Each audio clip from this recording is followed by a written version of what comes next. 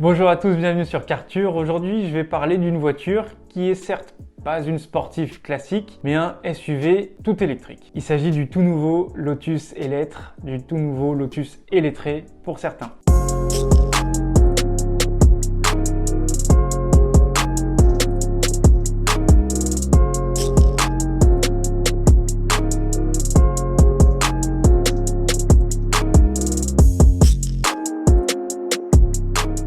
Le premier point à souligner, c'est le design. Le design, il est comparable à un mini Urus, il semble être très réussi. J'ai hâte de le voir en vrai. Deuxième point important, on peut voir de nos jours que certains constructeurs jouent le rôle du SUV et aussi de la berline et essaient de combiner les deux. C'est tout simplement un avantage en termes de batterie, on peut le voir avec la Lotus Taycan Cross Turismo. Vous avez une berline à laquelle vous faites semblant de la surélever afin de lui donner un air un petit peu de SUV qui est tendance de nos jours. Vous avez donc un SUV qui est en réalité pas réellement un SUV avec un centre de gravité très bas, ce qui en fait une voiture sportive. Sportive plus basse, plus aérodynamique, qui vous fait utiliser beaucoup moins d'énergie. Cette voiture de chez Lotus a attiré mon attention pour la simple et bonne raison qu'elle possède 600 km d'autonomie, jusque là. Ça reste, j'ai envie de dire, dans les évolutions actuelles, mais c'est surtout son prix. Il sera proposé de nos jours à un tarif de 120 000 € approximativement. Pour une voiture qui abat le 0 à 100 km/h en moins de 3 secondes et qui possède à peu près 600 chevaux. Lorsque vous regardez sur le marché 600 chevaux pour un 0 à 100 en moins de 3 secondes, vous avez très peu de voitures, d'autant plus que là vous serez à 4 voire 5 dans cette voiture, ce qui en fait une sorte de révolution puisque si vous comparez une Lamborghini Urus qui vaut plus de 300 000 € à cette Lotus type 133, vous avez un rapport qualité-prix qui est quand même impressionnant de la part de Lotus. On peut bien évidemment aussi le comparer à une Tesla Model X, mais la Tesla Model X est un petit peu moins sexy, en tout cas pour ma part, comparé à cette Lotus type 133. Et le dernier point dont je voudrais vous parler, il s'agit de la distribution de la voiture qui est un petit peu révolutionnaire. On peut parler de Teslaification de chez Lotus. Pourquoi ? Lorsque j'ai discuté avec le vendeur exclusif de Lotus à Monaco, il m'expliquait qu'il ne sera pas capable de vous proposer la voiture directement à vous.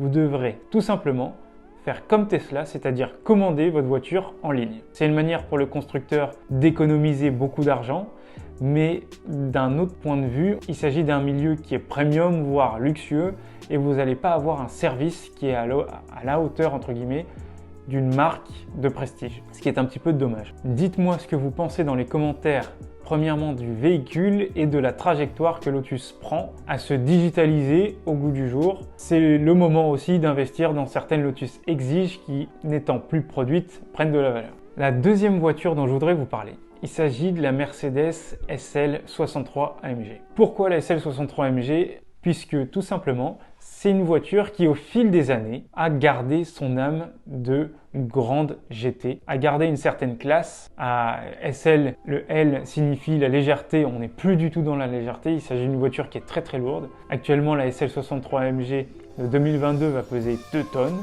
ce qui est énorme. C'est une voiture qui, en termes de design, a bien évolué, a évolué dans le bon sens selon moi. Dites-moi ce que vous pensez dans les commentaires du design de la voiture. Il y a énormément de technologies qui sont très intéressantes à tirer des SL.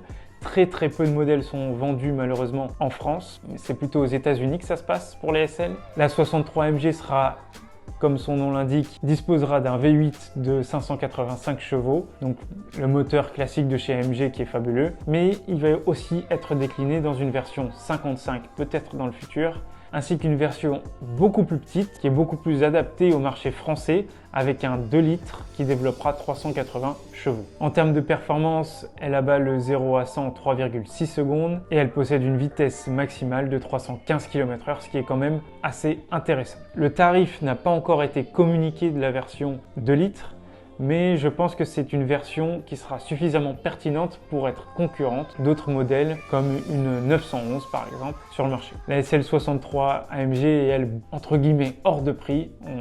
On touche les 190 000 € avec un malus qui va être plafonné à 40 000 €. Donc c'est une voiture qu'on verra pas beaucoup sur nos routes en France. Et de par sa cote, Je ne conseillerais pas réellement d'investir dans une voiture de ce type-là, puisque en termes de code, c'est catastrophique. La voiture perd énormément de valeur, ce qui en fait une voiture pas très attractive par rapport à une Ferrari, par exemple, California T. Donnez-moi votre avis sur la dernière SL63 AMG ainsi que la version plus petite en 2 litres. N'hésitez pas à me rejoindre sur Instagram à Kartur Monaco ou encore sur YouTube à Kartur Monaco.